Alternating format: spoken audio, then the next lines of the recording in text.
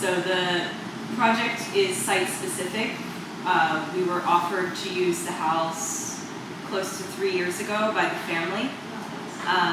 The family wanted something non-commercial and something that gave back to the community. So the entire program of Bangkok 1899 was built around having the opportunity to use this house.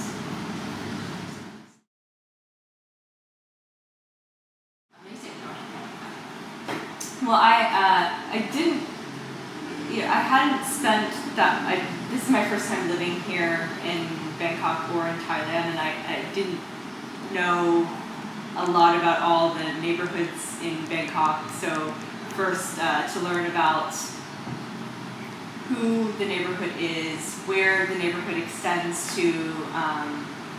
The market is definitely the first touch point of the neighborhood that I learned about, and it's been one thing that, because I also live in America as well, and one thing that really astounds me about this neighborhood in particular, but also this is where I'm spending most of my time, is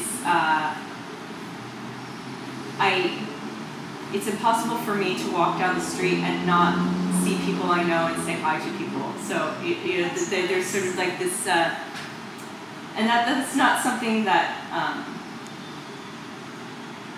you can sort of tell anybody. This is like a very personal, direct experience with me. But like I walk down Nakhon Sawan Road, and there's at least like 10 people I say hi to, like from here to the market,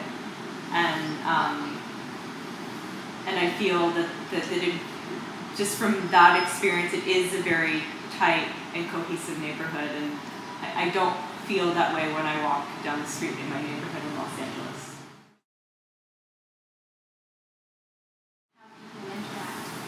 Possibly, because it reminds me of, I went to university in a small college town in North Carolina called Chapel Hill, and I felt that there.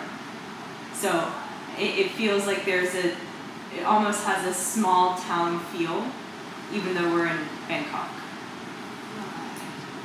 And I don't feel that way when I'm in Sukhumvit, even though I don't live in Sukhumvit. But I mean, I've stayed, for a month at a time, like in apartments. Like I did an Airbnb off of the SkyTrain, and it's just not the same feeling. I also don't think the way architecturally and the way things are set up that it's conducive to that. But here, the way even the sidewalks are wider here.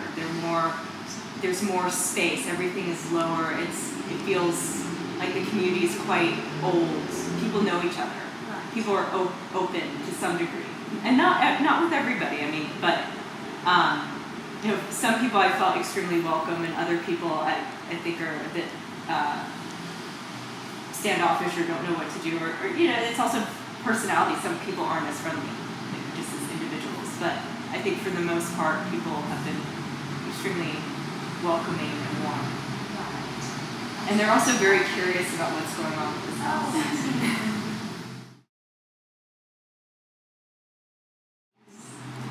I think that from what we learned with the baseline study that Professor Pan and Tanan led, is there are a lot of young people leaving the neighborhood, and there's an aging population, and so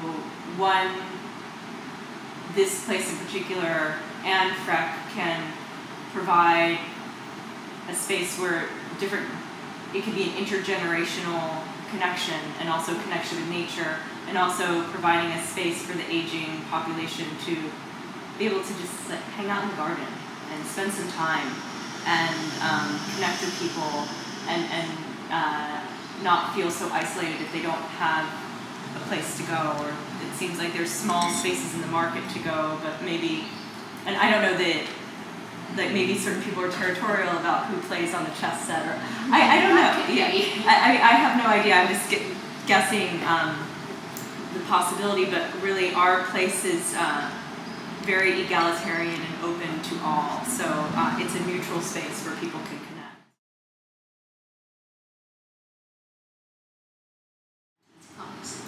Well, I think the MRT will provide more access to people to the Nice. space from other areas, which is a positive. I think that it's also gets complicated with the people that are being displaced from the area, the impact of the construction, which I think will take a while, will change the area and probably make it more difficult to access as the MRT construction is happening. And I mean, for me overall, increasing public transit is a good thing because it gets cars off the road and it gives people more access. But I think that with any kind of change, there's a lot of, just with any construction that happens that I counter in the city, you get blocked off the street. It disrupts the flow before it can improve the flow. And but I think that hoping that the neighborhood also doesn't change too much, or there's I also learned that there's not a Thai word for gentrification, but like that I also learned yesterday that we are in the new hipster neighborhood apparently. So it's like, but I think it's okay for, like, I like that there's young Thai people opening up small businesses. I think that is a good thing, but it's what happens after that, where there's like the new Starbucks coming in, or the new fancy hotel coming in and really changing. I don't think that the problem are the small businesses opening up. It's what happens when other larger businesses see it as an opportunity to make money, and then people start getting displaced from that. Not the current wave of regeneration, but it's what happens afterwards. And I've seen it time and time again in different places around the world. And it's, you know, even like where I'm living in Los Angeles, like that happens. I'm living currently in the quote unquote hippest neighborhood in the United States. And it is, and there's a lot of problems with that as people get displaced. Housing prices increase, and neighborhoods change, and it's not always for the better. You know, and you don't want to displace generations of families.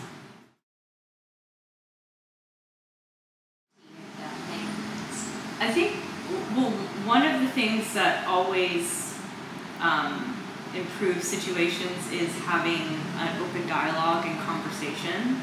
I notice sometimes, especially with older generation of Thais, directness and open conversation is not something that has been learned or taught. So but I think the younger generation of Thais, it is more. It's by being inclusive. It's by keeping people informed. It's by giving people a voice.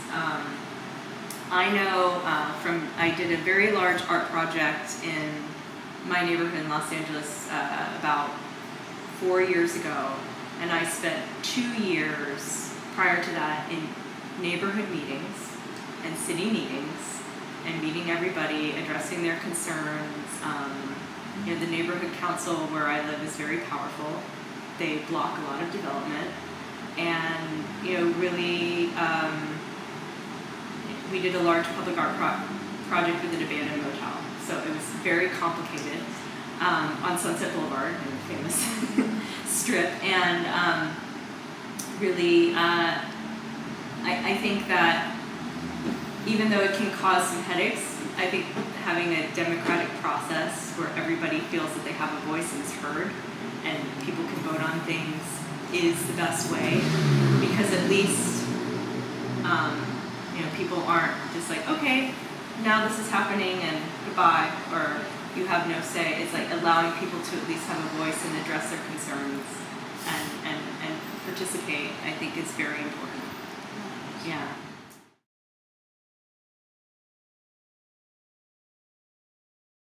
I think the regulations are good for this area because it preserves it. I mean, I think architecture is very important, and it can affect people, their well-being and emotionally. And for instance, I'm wondering, like, why do I feel so bad when I'm in the Sukhumvit area, and I'm like, oh, because it's really stressful, and it's like shopping mall on top of shopping mall, and it's like you can't escape an advertisement. Like it's like flash. The SkyTrain is awful with all the, like you can't, and it's like even like waiting. It's like advertisements everywhere, and at least here, you don't have that. The buildings are low. There's more green space. There's sidewalks where you can walk, and I've gotten accustomed to that, and it's nicer.